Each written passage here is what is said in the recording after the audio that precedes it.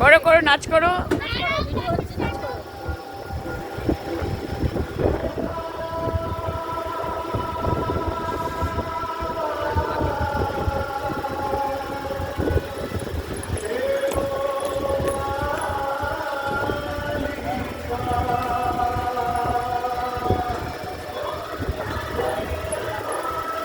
এই 101 টাকা করে রোজ দিন দক্ষিণা দিতে হবে?